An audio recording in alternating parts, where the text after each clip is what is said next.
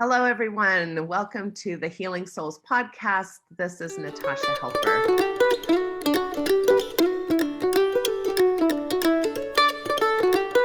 I am super excited for my guest today, and my guest is Annalisa Leonhardt. And I just kind of hit her up a few days ago and said, please, please, please come on. And you were so kind to just kind of say, okay, I'll take this risk with this person I don't know very well. So thank you. You're welcome. Thank you, Natasha.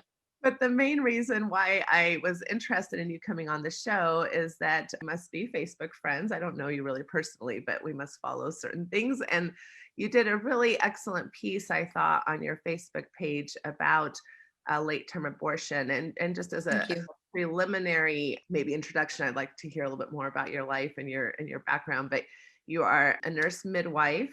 You have a doctorate in nurse practicing from the University of Utah. And you have experience as a doula even prior to all of that for many years. And you've lived in Colorado. Your post was specifically about Prop 115 that is currently on the ballot in Colorado. And I wanted to get you on hopefully before election so that if there are people who maybe would benefit from understanding this position or what is being proposed a little bit better so that they can make a more informed decision on the ballot. And I think there are similar ballots in other parts of the country. So I don't know that it's just Colorado. But anyway, I just wanted to give you a chance to talk about this very important topic. So welcome to the program. Please, yes, take a little bit of time to introduce yourself a little bit further. Sure. So my name is Annalisa Leonhardt. Lots of people call me Ani.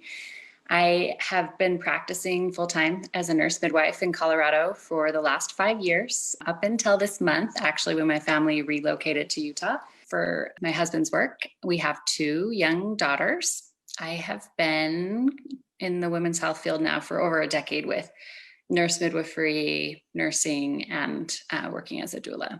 It's an interesting topic, to come on Facebook Live on because one, it's very polarizing. It's a hot button topic. And it's one that to be totally honest, I entered the field of midwifery thinking I want to deliver babies. I'm going to avoid the topic of abortion. It's just too sticky. In lots of states, nurse midwives don't have privileging to perform abortions. And I never have had privileging. So it seemed like a topic that would be easy to avoid. But it turns out obstetrics is messy business and you can't care for women and not encounter abortion. It is prevalent on both sides of the aisle, and it is a lot more complicated close up than people would like to make it out to be. It's easy in the political sphere to say black and white, evil baby killing Democrats and moral Republicans. But when you look up close at what's happening with pregnancy, with women's health, with abortion, it's not that clear cut. So I wrote a Facebook post recently, and that's how we connected. But my impetus for writing it was first that there is a measure on the Colorado ballot limiting late-term abortion. And we can get into what that means. But I began seeing discussion among circles of friends, primarily in a religious community, and so much misinformation. Clearly women who are struggling with the issue, wanting to understand it, wanting to understand why some of their friends were for or against it, but speaking from a place of assumption and often misassumption about what's going on in late-term abortions. And I realized that I do have a place of expertise to speak from. And while the late-term abortions are incredibly rare in my short experience in women's health and in obstetrics, I've encountered it.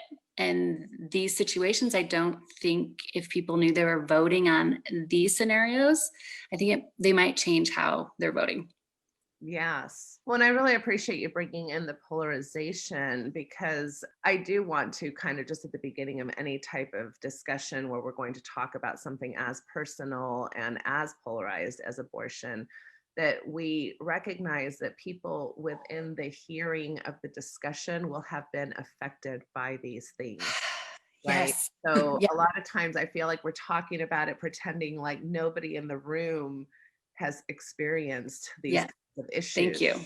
whether that's in a church, environment or a family environment or a friendship circle. Everybody just kind of assumes, oh, well, nobody in this circle has had this, so we can just say Yes. what are often very hurtful and very Ugh. damaging things. So Mm. as people, maybe consider comments that they're making while they're listening to this thread, I just would want you to think about the fact that as we talk and as people read your comments, you will be speaking to women who have experienced many different spectrums of abortion consideration and actual action. So let's be kind. Yeah. Let's be Yes. considerate. And also, maybe this is a bit of a trigger warning as well for people who maybe Yeah. don't want to listen to this particular episode because of the topic. Because Yeah.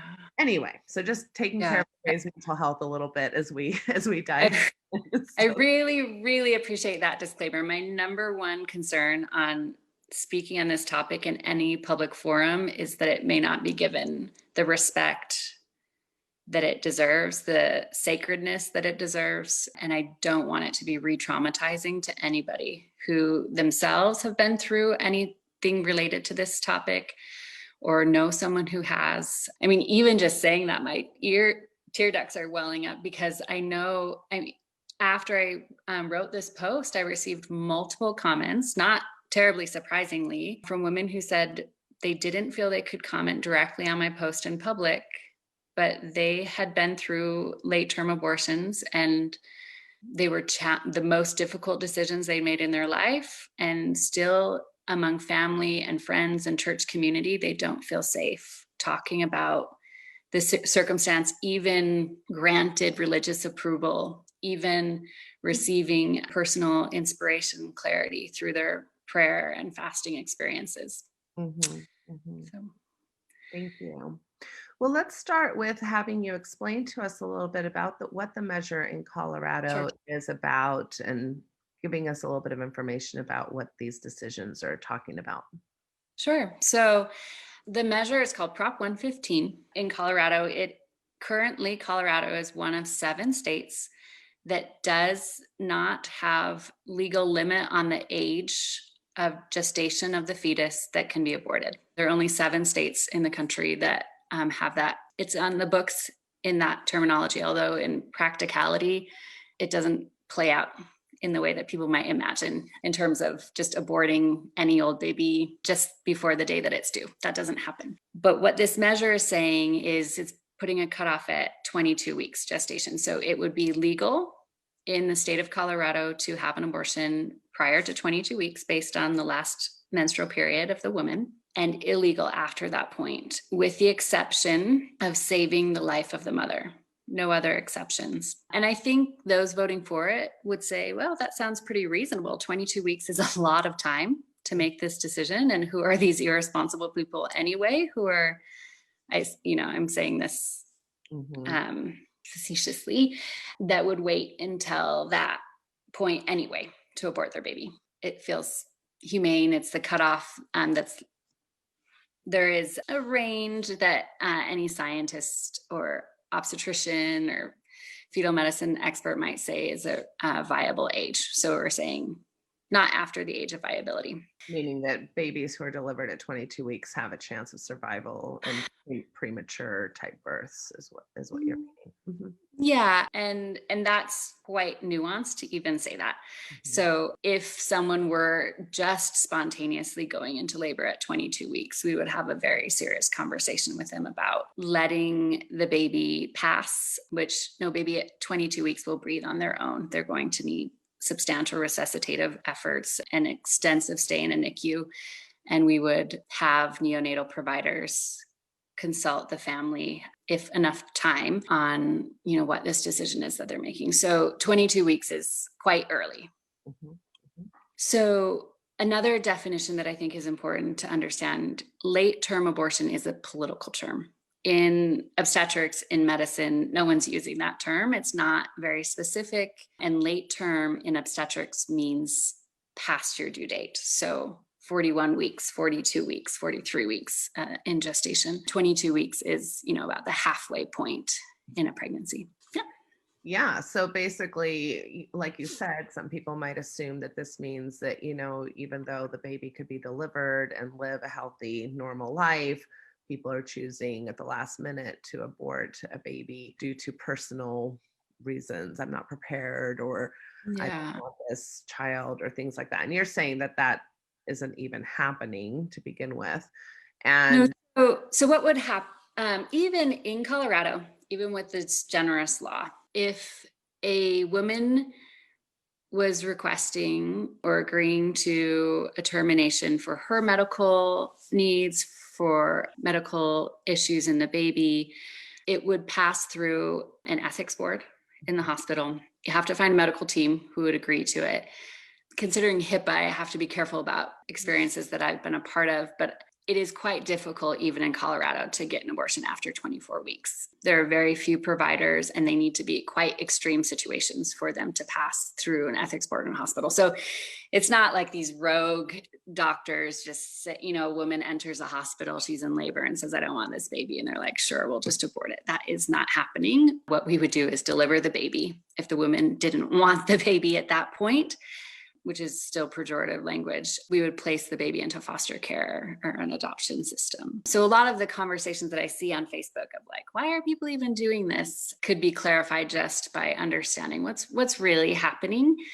The doctors and midwives that I have worked with in 2 different states are incredibly respectful of human life. These things, when they come up late term in pregnancy, there are extensive conversations. There's referrals to other experts. There's multiple ultrasounds serially done with different technology. We can do advanced genetic testing, try to get the best understanding of what's happening in this situation. And I'll tell you, some of these scenarios are so rare that they're the first time I'm hearing about them when they occur in my patient. Mhm. And we're all going online to find out, like, who else has this happened to? What are the chances of survival? What is this picture looking like? And it is a gift as a provider to be able to just focus on this woman's story, the family story, her health, the baby's health, the resources available to us, and not also bring in a story of, and now you must make this decision within the next week, within the next 10 days, because then it becomes illegal, which that's the catcher for me in this measure, is it would really infringe on my ability to provide the best care for my patients and my patients' abilities to make the best nuanced decision for their health and for their family. One thing that often comes up when talking about a baby that may receive this diagnosis of incompatible with life is the mother's age. So in multiple cases, I've seen moms who are older, late 30s, early 40s,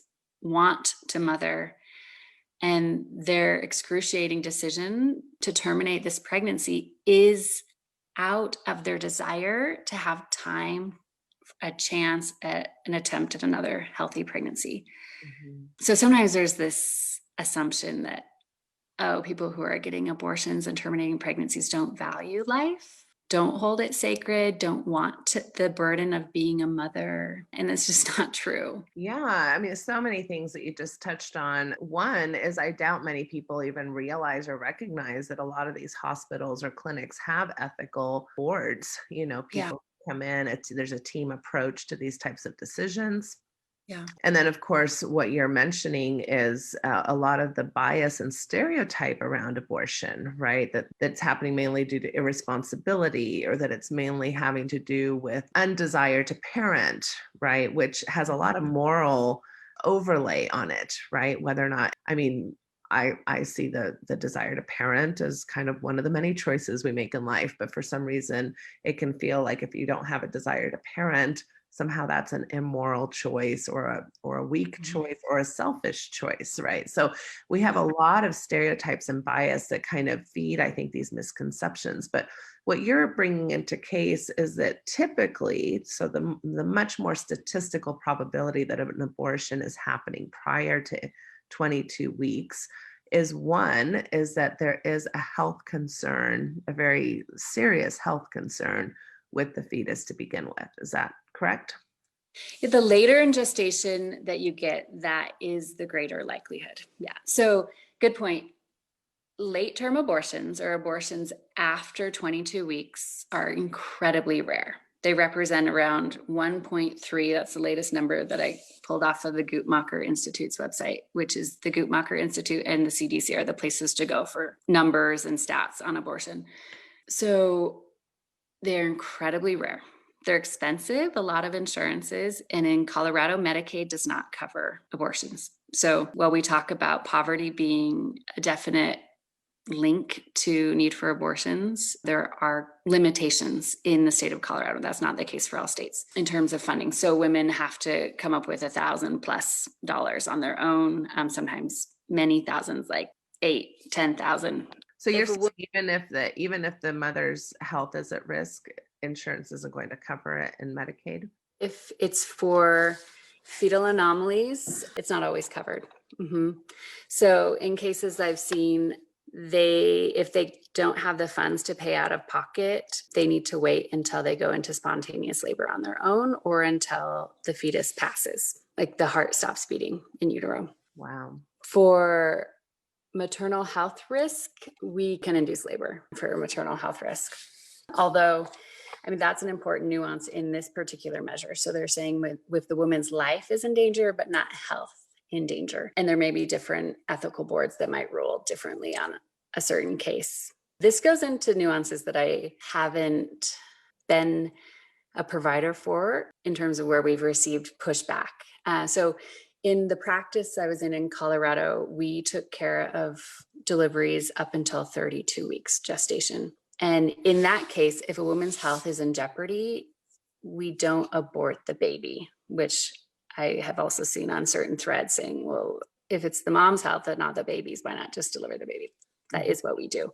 We would just deliver the baby at a care facility that could take care of very premature infant. Okay, so this is interesting too, because as you talk about, women being made in essence to carry a fetus that is non-viable, that, is going to, which can take weeks or months.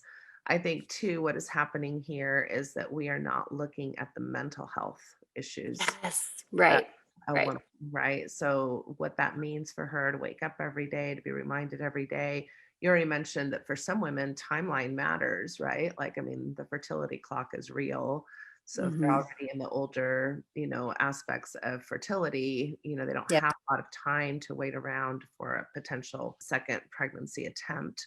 Right. If you're dealing with in vitro or anything to do with infertility issues that make that even more difficult for many women who are affected by these decisions. But the idea that, and I think that I have worked with women who have been in both positions, right? So women who did actually feel a lot of care and love to carry a baby that they knew was not going to survive, but maybe a few days after birth, but saw that as an act of love, saw that as an act of self-sacrifice, saw that as an act of, caring for a child of theirs. And then I've had other women who the thought of that was so incredibly anxiety producing, panic attacks, depression, having other children to take care of during this time, feeling completely overwhelmed by the grief and the complexities of these ethics and the responsibilities. I have a hard time keeping calm when I see, men in particular in politics, that oftentimes supported by also women,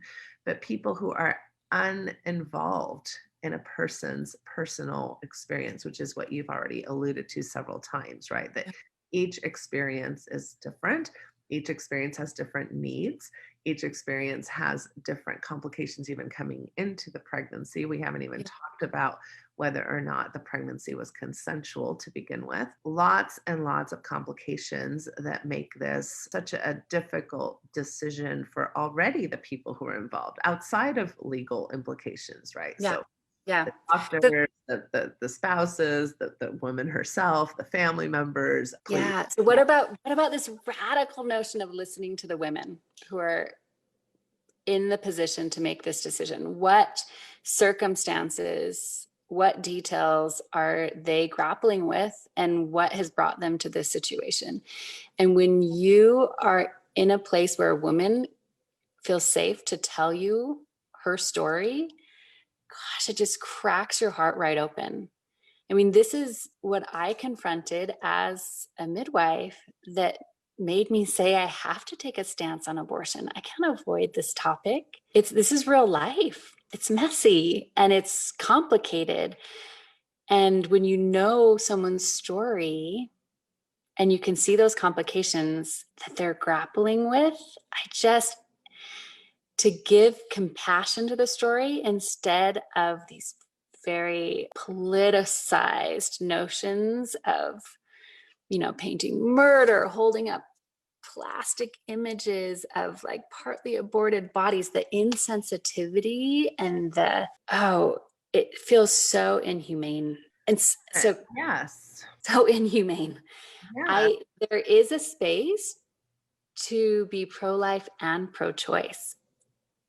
And I think, to be honest, I think that's where most people stand on the issue, is a more nuanced place than they think they politically have to be.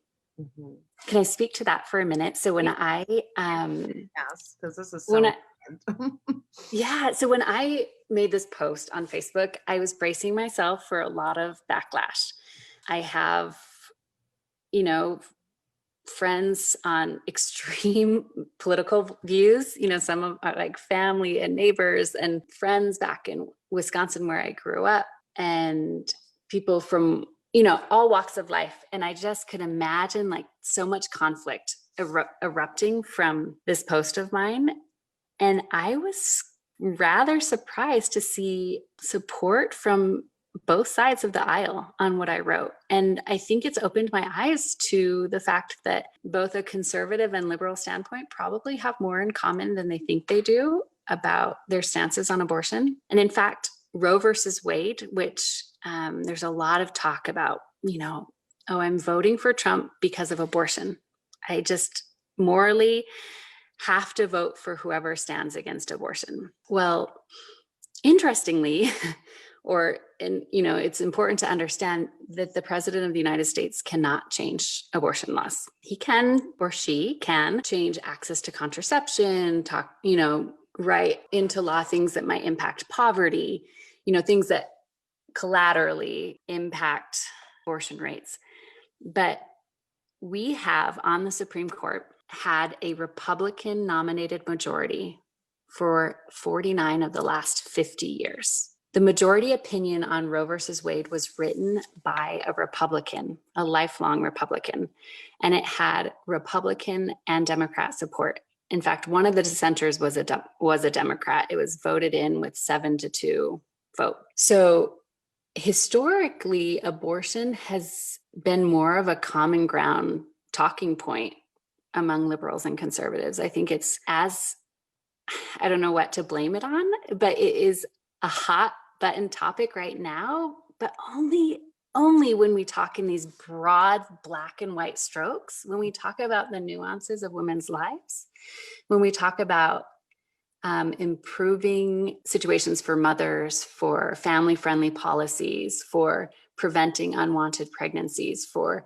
compassionate healthcare, for time to make wise decisions and look at all the information on all sides. Everybody's for that. And I think it's really what's happening in hospitals. It's what I've seen. Right. No, I really appreciate you bringing in that history, because I do believe people do we know just through the field of psychology, none of us are immune to this. I have to watch it all the time, but we are all subject to groupthink.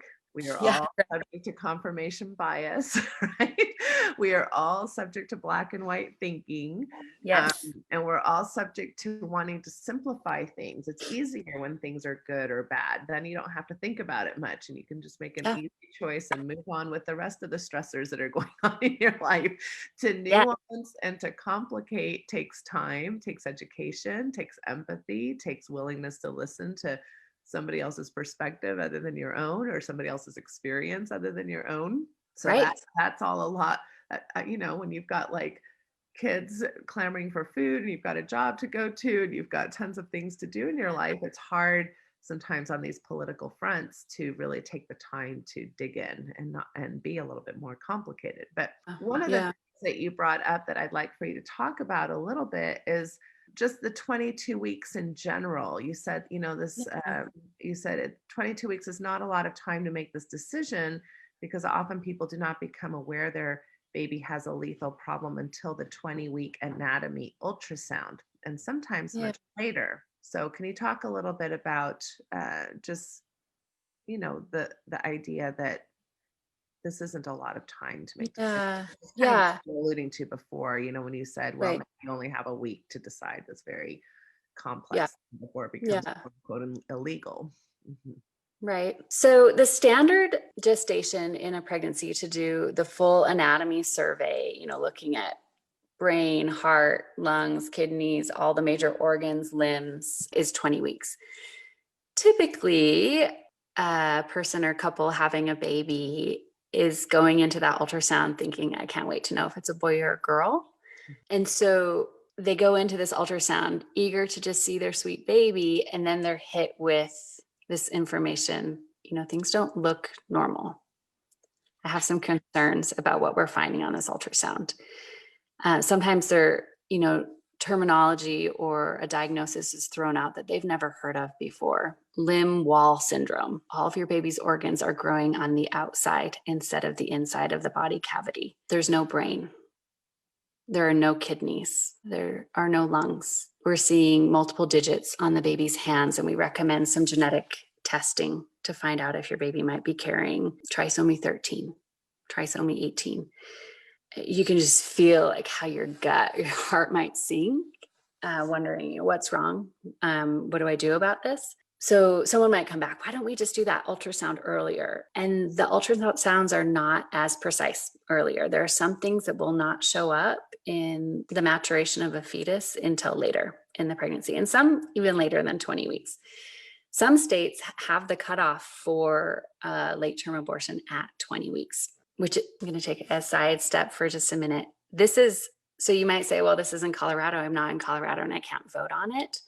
Because Colorado is one of 7 states that has greater access to late term abortions, we are an important state for neighboring states. So in the center of the United States, particularly, there's kind of a desert in access to later term abortions. So for neighboring states, we are the place that, your obstetrician might send you to say, you know what, you have options here. You can decide, perhaps what we're seeing in this baby, your likelihood that your baby won't survive even the pregnancy itself is high. You might, miscarry in a number of days or weeks. Of course, no one can predict exactly what will happen, but let's send you to a maternal fetal medicine expert to get another look, another ultrasound, more precise equipment, do some genetic testing, talk with a genetic counselor, really get a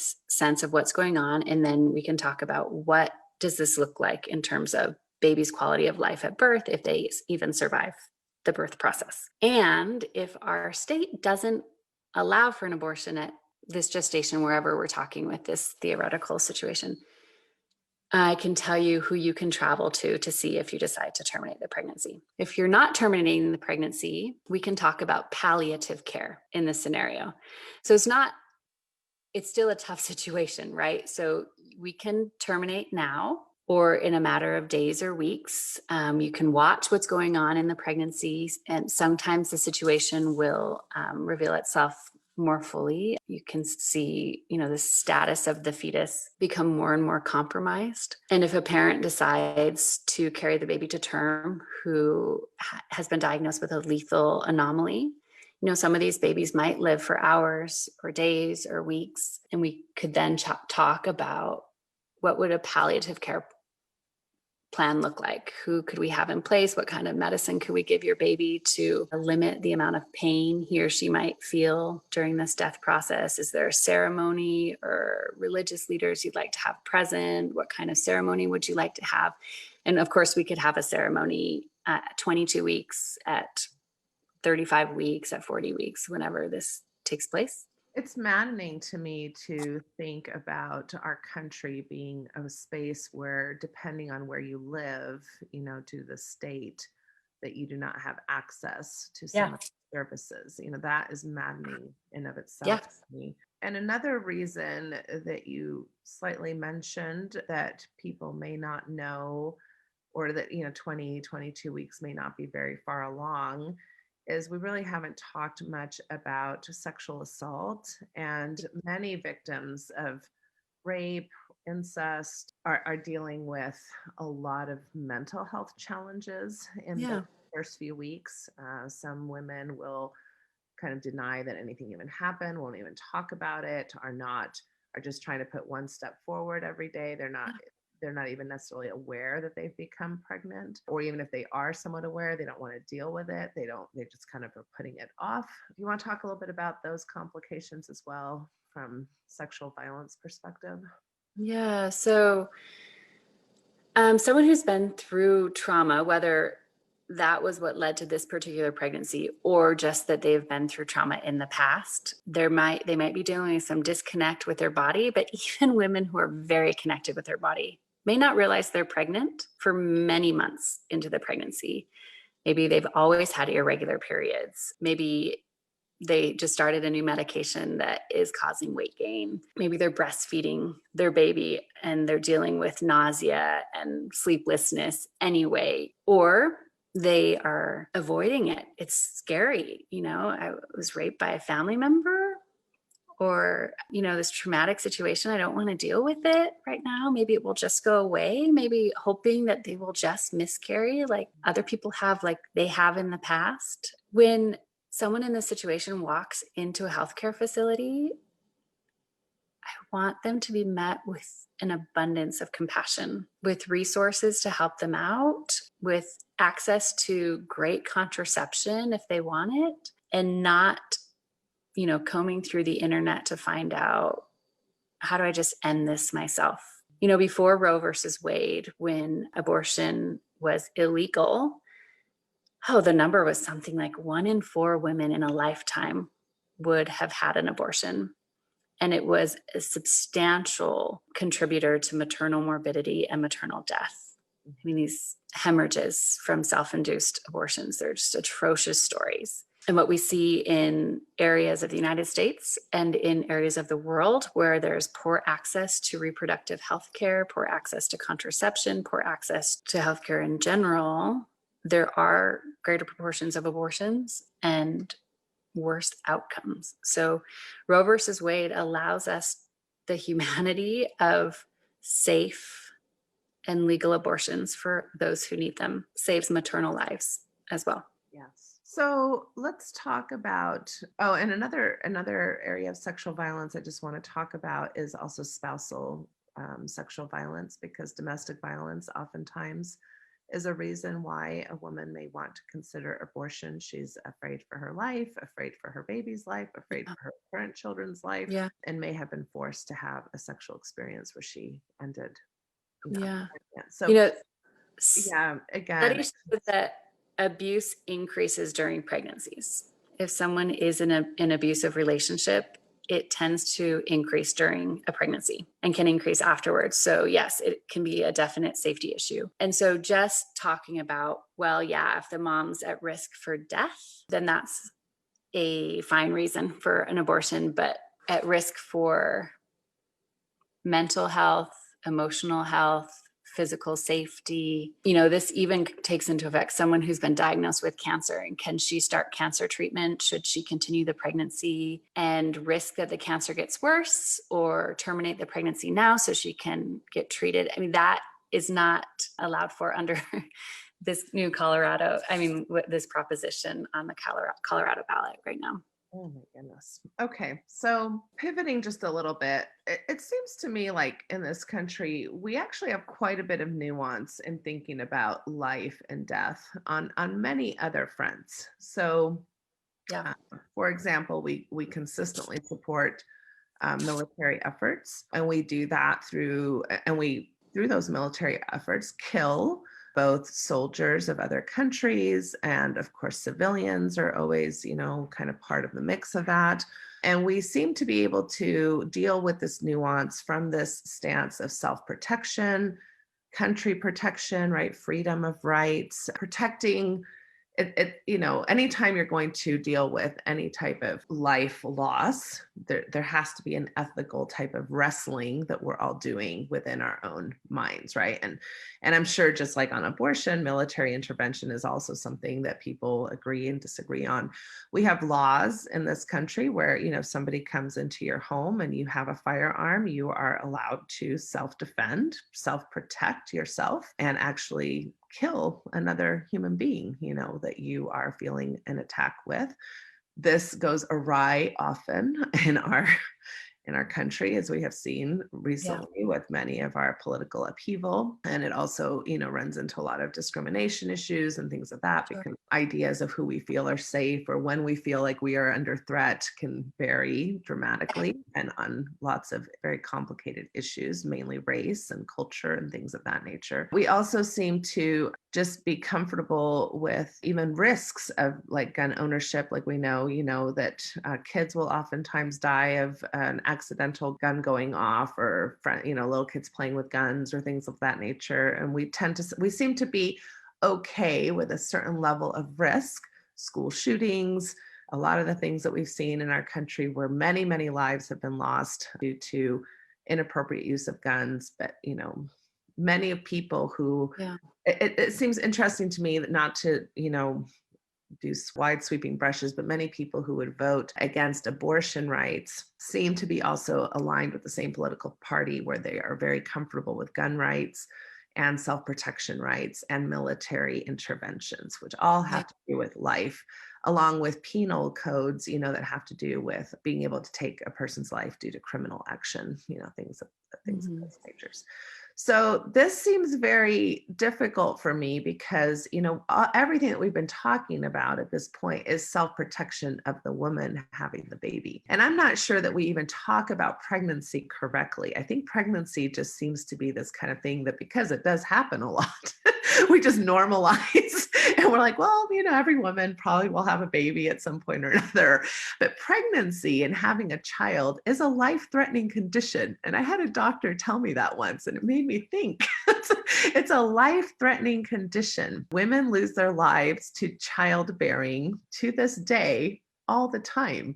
And in this country, we have some actually very embarrassing, horrible statistics that You are correct.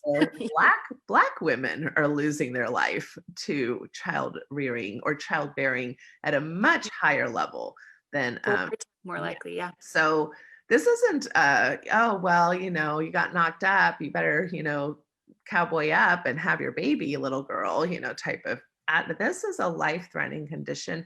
We know even if you survive, which, a high majority of us do survive childbearing these days, thank goodness, but it does change your entire body structure in ways that really never go back. So whether that's the size of your hips or the size of your feet, in my case, or the size of, or just hormonal fluctuations, you also run a risk of postpartum depression, which, several women lose their lives to postpartum depression, as well as postpartum psychosis.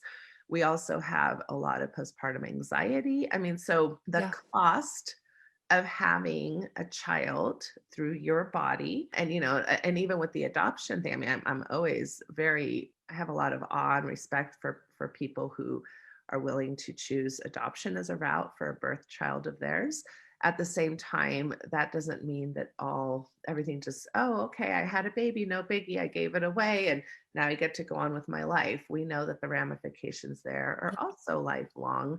So there's, again, a lot of complications, and it's interesting to me how, and I believe this goes back to how we think about women in general. Women are really, in many ways, and I think this comes from, if you read about women historically and religiously and everything, women are there to serve other people. Women are there to serve the community.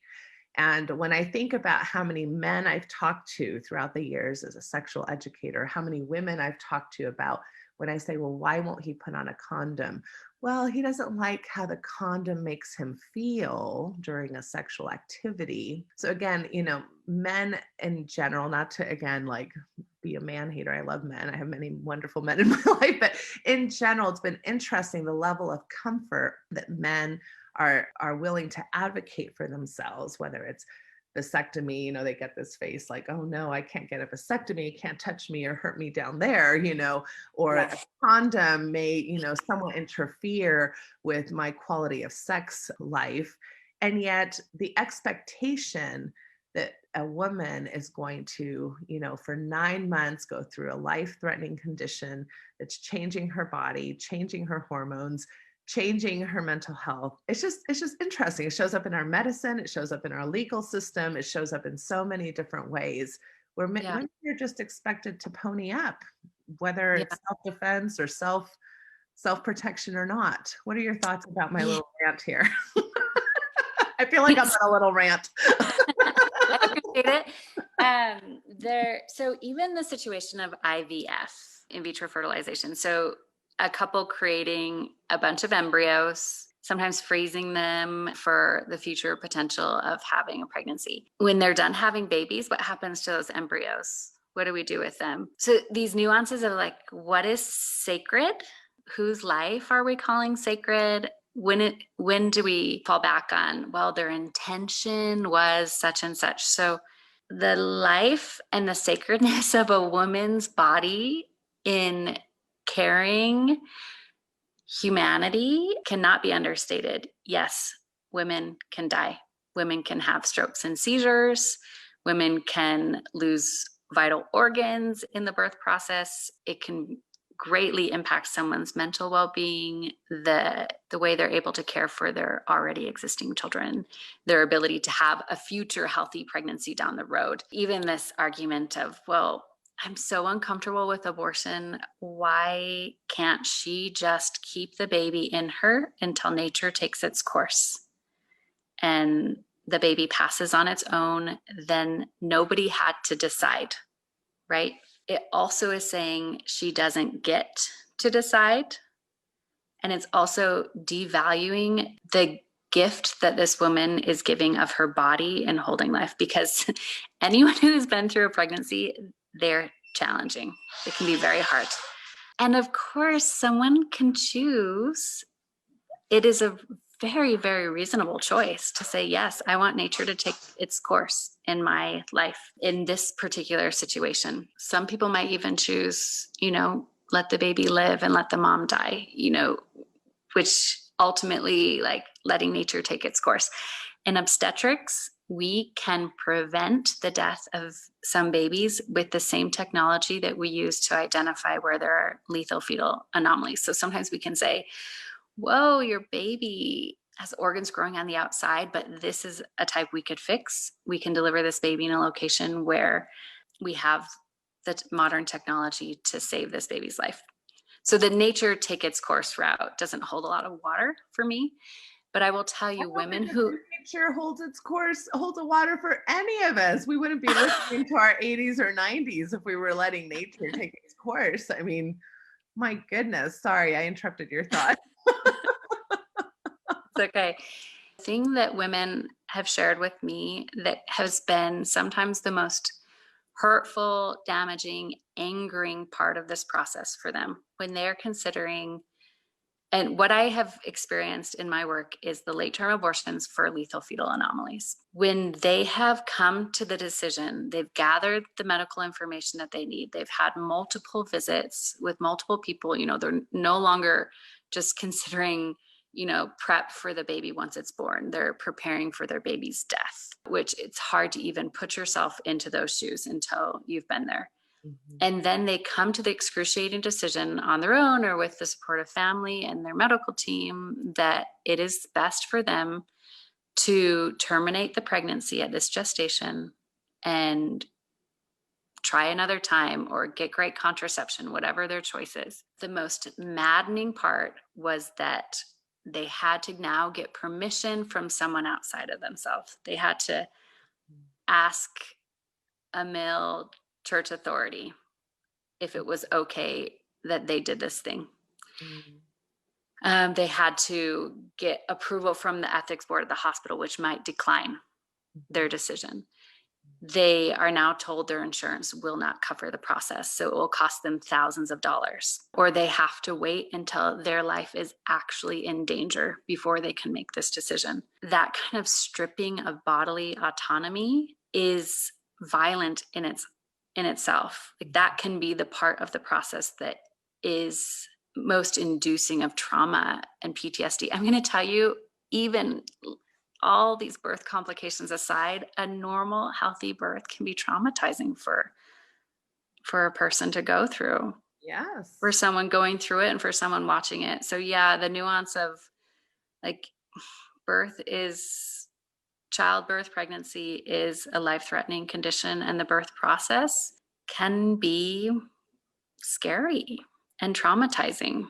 It's just so much more nuanced. Traumatized. I went through it 4 times and I feel traumatized by it every time.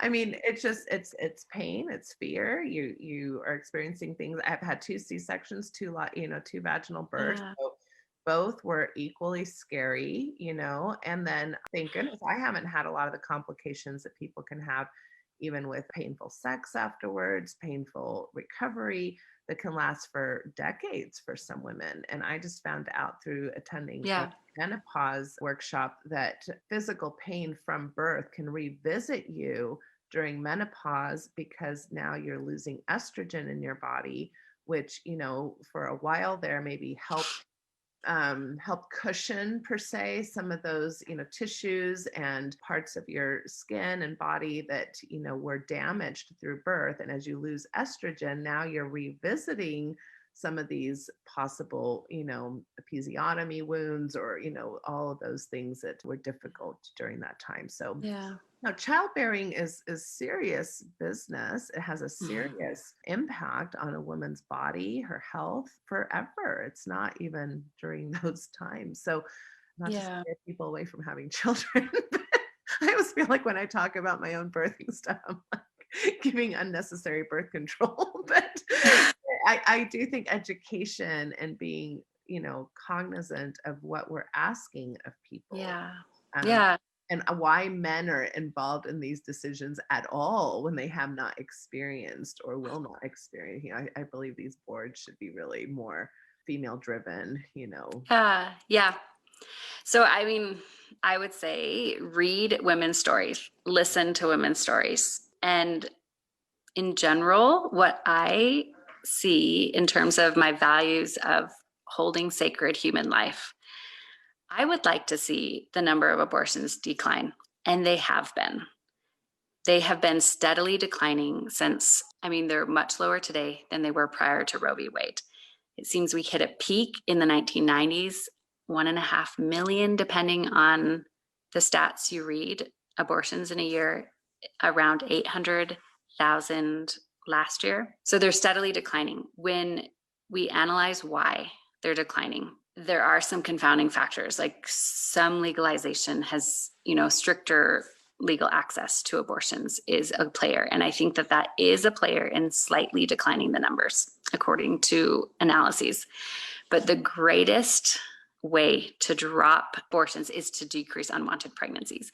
The most effective way to do that is with good contraception, great access to reproductive health care, good comprehensive education, and measures that support women and families, like flex work schedules, affordable childcare, access to support women in these decisions. Probably the biggest comeback around, okay, I agree with abortion for fetal anomalies or for maternal health issues, but not just for convenience. And there is a good case to be made in late-term abortions that they increase when access to abortions earlier in pregnancy are restricted.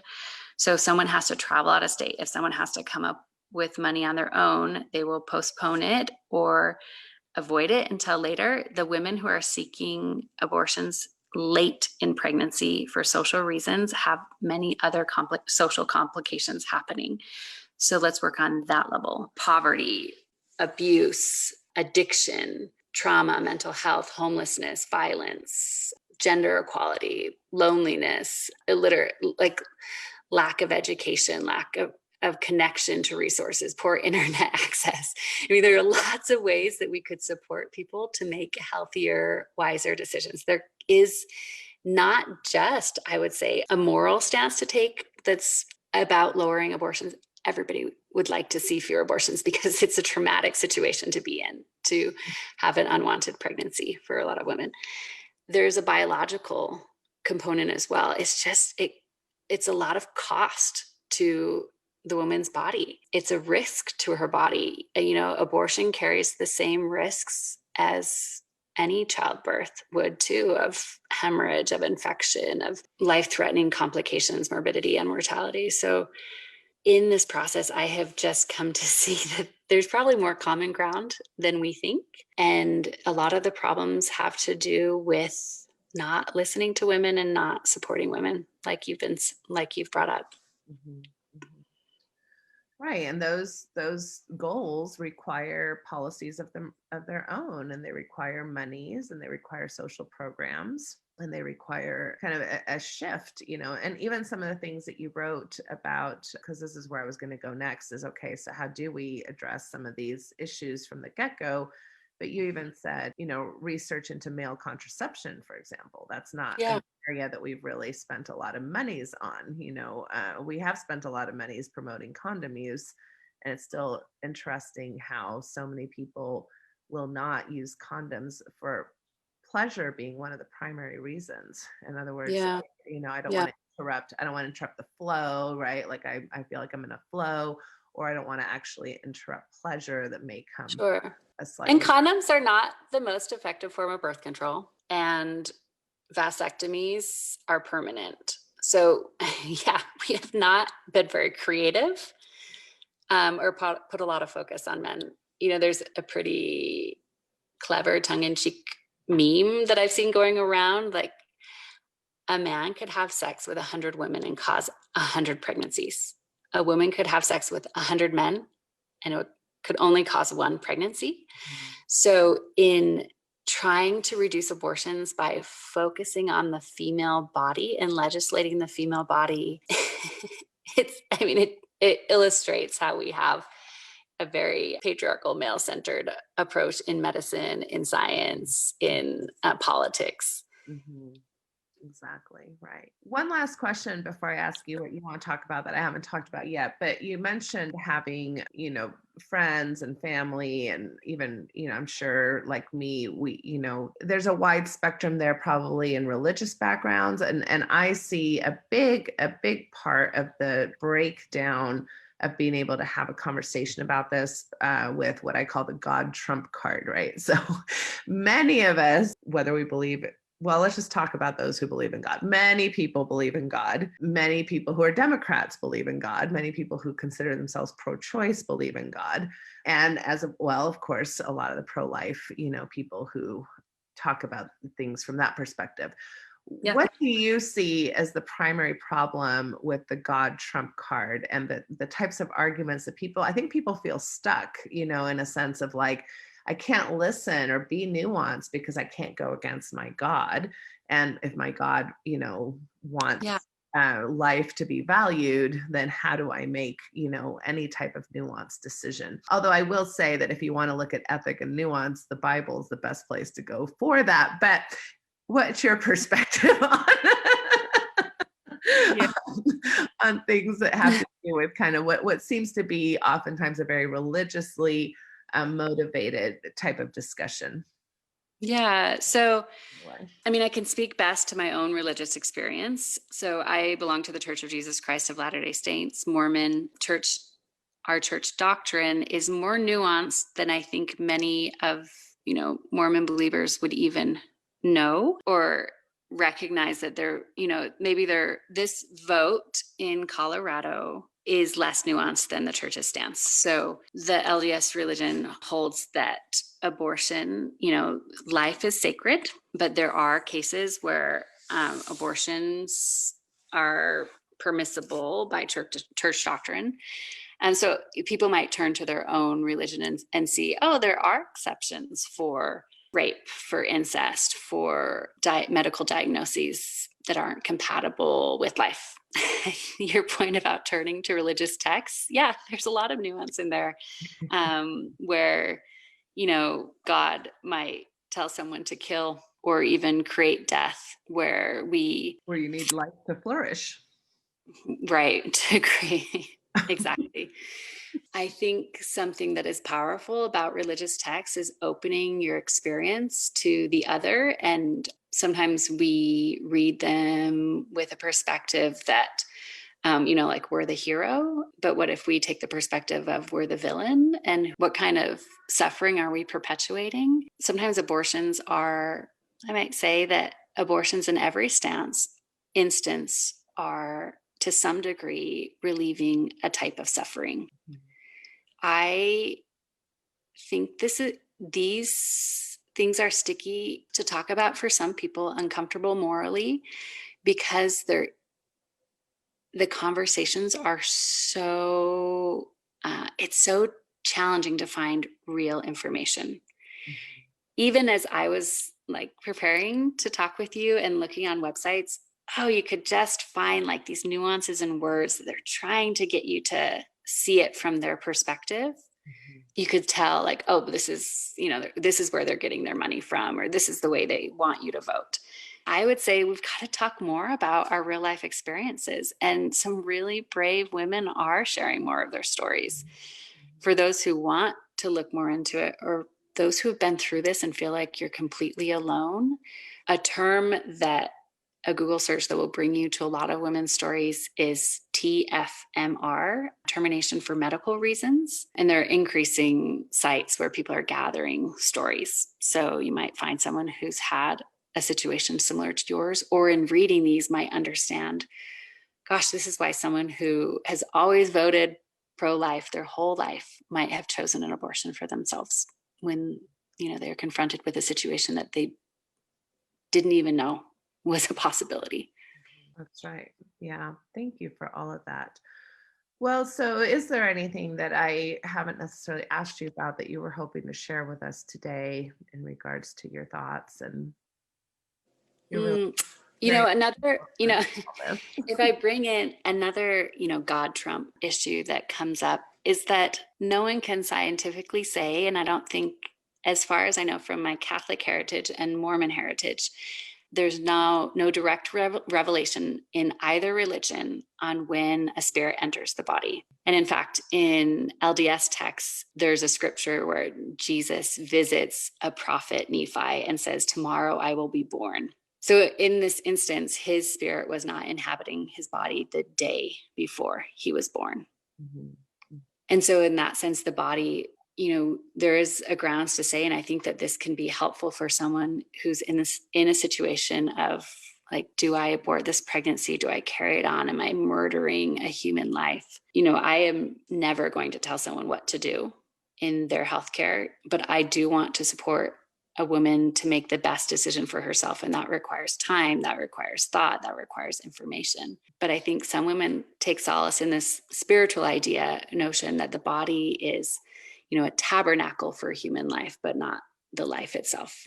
Mm-hmm. You can find many women's stories who say, this miscarriage I know was this child that I gave birth to later on. There are lots of narratives that we can place around the story to either increase the trauma and pain or to facilitate healing. And there are some really sacred practices that midwives in different cultures that I've heard of. A Native American midwife once shared that there is a spiritual practice that they have of releasing that baby or the fetus back into the universe to come back at another time. Mm-hmm. There are ways to support the sanctity of life that are much broader than our stances of just, I'm pro-choice, I'm pro-life. Mm-hmm. And to recognize, I think that in both instances, nobody is pro-abortion, but they're pro-humanity. And we can take lenses that say, I'm only viewing the humanity of the woman, I'm only viewing the humanity of the fetus. Mm-hmm. And I just fight that. Like, humans are wise and we can hold complexity Yeah. And just the interwovenness of the female body with the fetus body doesn't allow us to do that. Doesn't allow us to. We have to look at the complexity of it. Yeah. So Yeah. I loved your language. I loved how you framed things. I thought it was a very mindful, compassionate approach to the many complicated thoughts that you're expressing with us today. I hope that this is informative. I hope that this is moving. I hope that this will cause pause for those who are listening, and that hopefully those who are listening would be, comfortable enough with how we've approached this to share maybe with other people, to engender conversation and resources for women who are in these very difficult, just traumatizing, and I think very gut-wrenching, heart-wrenching situations. And how can we be of support to them? So thank you, Ani, so much for your time today. Thank you, Natasha. It's been my pleasure. Appreciate it. Conversations like these are hard, and you've done a beautiful job. Thank you for all that you do to help women in your sphere of influence. Oh, and thank you. Thank you. Right. We'll talk to you soon. I'll look back at the comments and reply as I can. Okay, wonderful. Thank you for doing that. Take care. Take care. Bye-bye. Bye.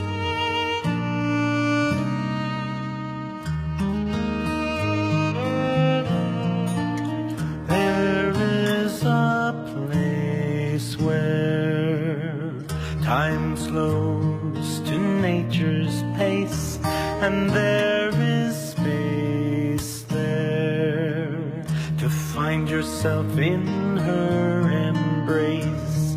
Some places should be left alone.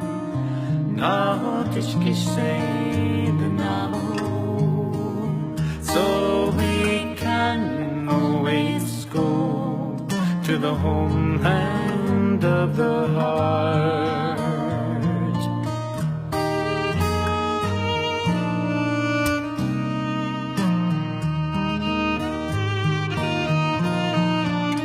"10,000 years of our human history etched on her canyon walls, alongside Earth's mysteries.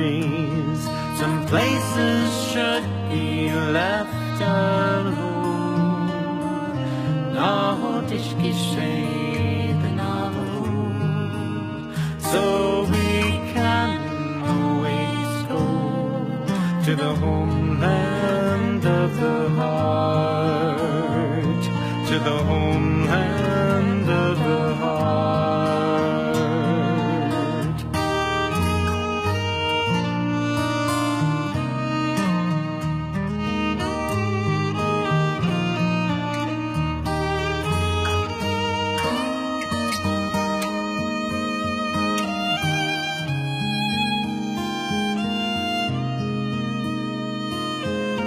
Deep in our cities, we sleep without her stars, yet still her presence sustains us from afar. Some places should be left alone. No tishki shade no, so we can always go to the homeland